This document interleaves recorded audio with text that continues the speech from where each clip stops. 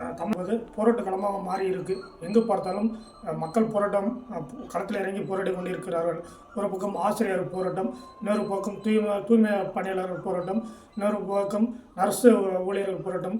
இப்படி மக்கள் அங்கங்கும் போராடி கொண்டிருக்கிறார்கள். மக்கள் போராட்டத்தை மருத்துவத்துறை அமைச்சர் மா சுப்பிரமணியம் அவர்கள் கொச்சிப்படுத்தி பேசியிருக்கிறார். இது தமிழ்நாட்டில் பரபரப்பு ஏற்படுத்தி இருக்கிறது.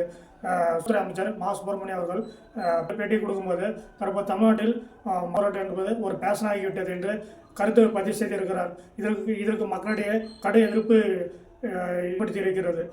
ஒரு பொது எப்படி பேசலாம்?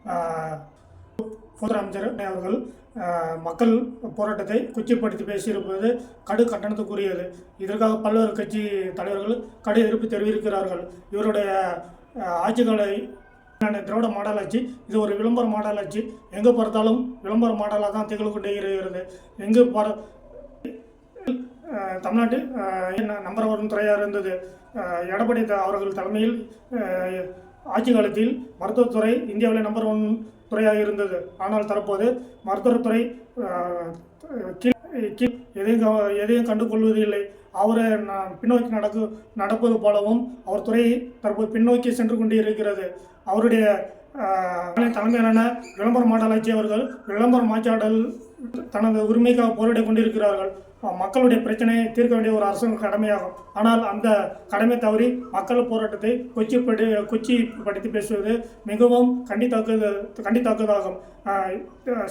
எதிர்கட்சியாக இருக்கும்போது கொரோனா காலகட்டத்திலையும் பார்க்காமல் மக்களை தூண்டிவிட்டு போராட்டம் நடத்துவதை ஒரு வாடிக்கை வைத்திருந்தார். அப்பொழுது தமிழக முதல்வர் எடப்பாடி அவர்கள் அதை எதையும் கண்டு கொள்ளாமல் அவங்களுடைய போராட்டத்தை எந்த ஒரு எதிர்ப்பு தெரிவிக்காமல் இருந்தார். கொரோனா காலகட்டத்திலையும் பார்க்காமல் மு.க. ஸ்டாலின் அவர்கள் மக்களை தூண்டிவிட்டு தினசரி ஒரு போராட்டத்தை நடத்தி கொண்டிருந்தார்.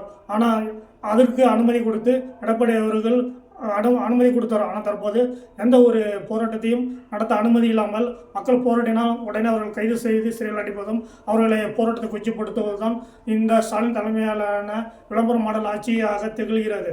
மக்கள் இதற்கான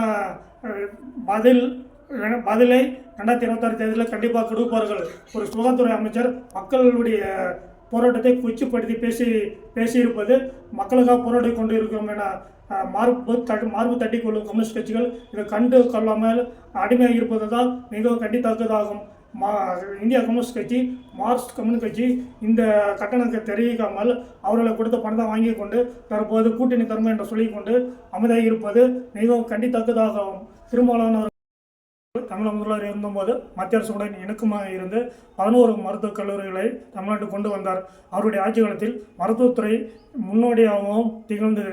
விஜயபாஸ்கர் அவர்கள் சுகாதாரத்துறை அமைச்சராக இருக்கும்போது இரவு பகல் பாராமல் சுகாதாரத்துறையை இந்தியாவிலே நம்பர் 1 சுகாதாரத்துறையை கொண்டு வந்ததில் எடப்பாடியுடைய பங்கும் சுகாதாரத்துறை அமைச்சர் விஜயபாஸ்கருடைய பங்கும் மிகவும் மகத்தானது. மத்திய அரசுடைய இணக்கமாக இருந்து எல்லா துறைகளையுமே எடப்பாடி அவர்கள் முதன்மையாக கொண்டு வந்தார். கொரோனா காலகட்டத்திலும் இந்தியாவிலே சிறந்த மாநிலமாக தமிழ்நாடு திகழ்ந்தது. இருப்பது கூட்டணி தர்மமா என்று மக்கள் கேள்வி கேட்டுக்கொண்டிருக்கிறார்கள். ஆனால் இங்கே கூட்டணி என்ற போர்வையில் இவர்கள் பின்னாடி ஒளிந்து கொண்டு இருக்கும் திருமாவளவன் கம்யூனிஸ்ட் கட்சிகள் 2026 சட்டமன்ற தேர்தலில் மக்கள் சரியான பாடத்தை கொடுப்பார்கள். மக்கள் 2026 சட்டமன்ற தேர்தலாக காத்து கொண்டிருக்கிறார்கள். மீண்டும் மக்களாட்சி மலரும் திரு எடப்பாடி அவர்கள் மீண்டும் தமிழக முதல்வராக பொறுப்பேற்ற காலம் வெகு தூரமும் இல்லை. 2026 தேர்தலில் தேசிய முன்னணி மாபெரும் வெற்றி பெற்று தமிழக முதல்வராக எடப்பாடி அவர்கள் பொறுப்பேற்பார். அப்பொழுது மீண்டும் தமிழ்நாட்டில் ஒரு நல்லாட்சி, பொருட்களாட்சி, மக்களாட்சி அமையும். குடும்ப ஆட்சி கண்டிப்பாக தமிழ்நாட்டிலிருந்து விரட்டு அடிக்கப்படும்.